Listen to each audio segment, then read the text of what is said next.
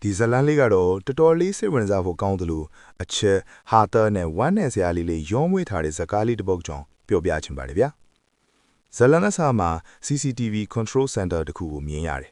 အဲ့ဒီမှာဝန်ထမ်းအသက်တယောက်ရောက်လာတယ်နာမည်ကဂျန်ဘူးတဲ့ဒီကောင်လေးကထူးခြားတာကအစအဦးထဲမှာတော့နေကမျက်မှန် energy တက်ထားတော့ဘေးကလူတွေကကြောင်တောင်ကြည့်နေကြတာပေါ့အဲ့ဒီအချိန်မှာပဲ CCTV ထဲမှာစိုင်ကဲနဲ့လူရက်ပြီးထွက်ပြေးသွားတဲ့တခိုးနှစ်ယောက်ကိုတွေ့လိုက်ရတယ်ရုံးငန်းတစ်ခုလုံးကဝန်တန်းတွေဝိုင်းရှာကြပေမဲ့တခိုးတွေကရုတ်တရက်ပျောက်သွားရောလူတိုင်းစိတ်ပြက်နေတဲ့အချိန်မှာဝန်တန်းသက်ဂျန်ဘူးကတခိုးတွေဘယ်နှရောက်နေလဲဆိုတာကိုချက်ချင်းထောက်ပြလိုက်နိုင်တယ်သူ့ကြောင့်ပဲရဲတွေကတခိုးတွေကိုဖမ်းမိသွားတာပေါ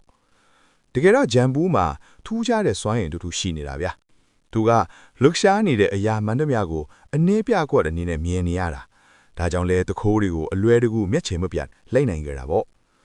ဒီလိုထည့်ရတဲ့အကြောင်းရင်းကတော့ငငယ်တုန်းကတငယ်ချင်းမလေးစူမီနဲ့အပြေးပြိုင်ရင်ဒီယောဂလက္ခဏာစပေါ်လာခဲ့တာ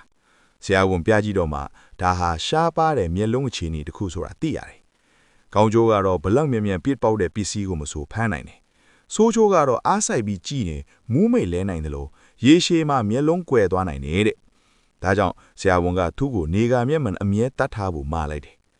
မျက်မှန်အနက်ကြီးတတ်ထားရတော့ကျောင်းမှာအနှိမ်ခံရအစားနောက်ခံရနေမို့ဗျာသူ့ရဲ့တူးဒီတော်တငယ်ချင်းစူမီကလည်းနောက်ပိုင်းမှာဖျားလီများလာတော့သူ့ကိုပစ်သွားခဲ့တယ်ဂျန်ဘူးခမတငယ်ချင်းမရှိတော့စိတ်တက်ကြပြီးမျက်လုံးကွယ်သွားအောင်ဆိုပြီး TV ကိုအနီးကထိုင်ကြည့်တော့တာပဲ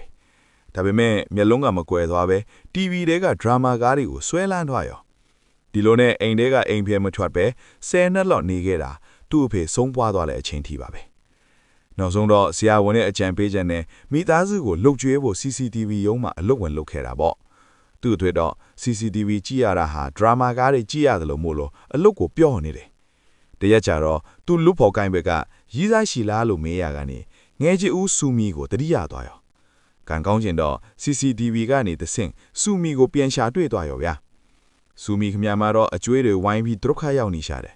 ဂျန်ဘူးကတော့ CCTV ကနေတဆင့်စူမီကိုနှိမ့်တိုင်းစောင့်ကြည့်ပြီးတစ်တခိုးဂယူးဆိုင်ပေးနေတယ်စူမီအရေးတောက်နေကြနေရမှာဆိုဖာအကောင်းစားကြီးထွားချပေးထားတာတို့မိုးရွာထဲမှာထီးထွားမိုးပေးတာတို့လွတ်တာပေါ့ဒါပေမဲ့စူမီကသူ့ကိုမမှတ်မိတော့ဘူးဗျာ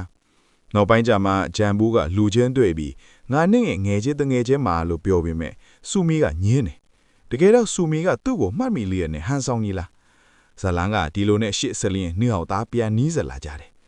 ဂျန်ဘူးကစူမီကိုပန်းစေးပေးမလို့လုပ်နေတော့စူမီကခောက်ဆဲပဲစားကျင်တယ်ဆိုလို့ခောက်ဆဲဘူးပဲလက်ဆောင်ပေးပြီးချစ်ရကောင်းတဲ့အခိုက်တန်လေးတွေဖြစ်လာတယ်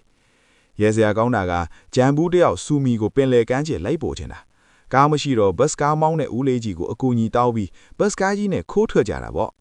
့လမ်းမှာနေကြော်မောင်းလို့မရဘူးဆိုပြီးရဲသားလို့ပြန်လှည့်လာရသေးတယ်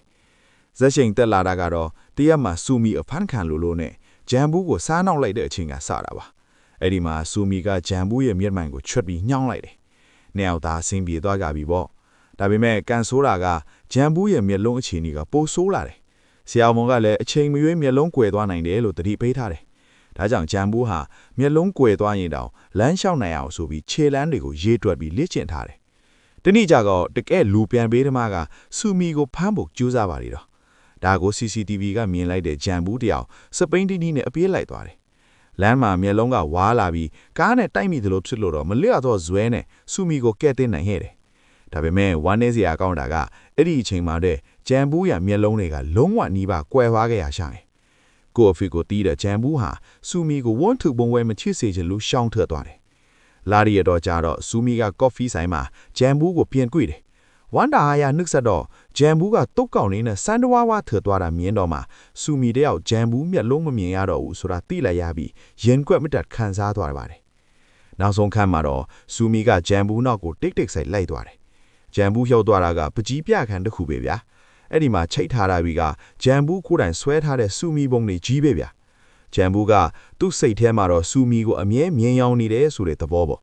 ဂျန်ဘူးကသူ့နောက်မှာစူမီပါလာတာကိုအာယုံခံပြီးတော့လှဲ့ပြီးဒီနေ့ဘယ်သွားချင်လဲလို့မေးတယ်စူမီလည်းမျက်ရည်တွေဝဲပြီးဂျန်ဘူးကိုပြေးဖက်လိုက်တဲ့အခန်းလေးနဲ့ဇက်ကားကပြီးဆုံးသွားပါတယ်တကယ်ကိုကီယူနူးစရာကောင်းသလိုမျက်ရည်လဲစရာပါကောင်းတဲ့ဇလန်းလေးပါပဲပေးချင်တဲ့ message ကတော့လောကကြီးဘလောက်မြန်မြန်ကိုချစ်ခင်ရသူတွေအတွက်အချိန်ပေးပြီးဖြည်းဖြည်းချင်းဂယုစိုက်ပေးတာမှာဘဝရဲ့အတိတ်ပဲအစစ်ဆိုတာပါပဲဗျာ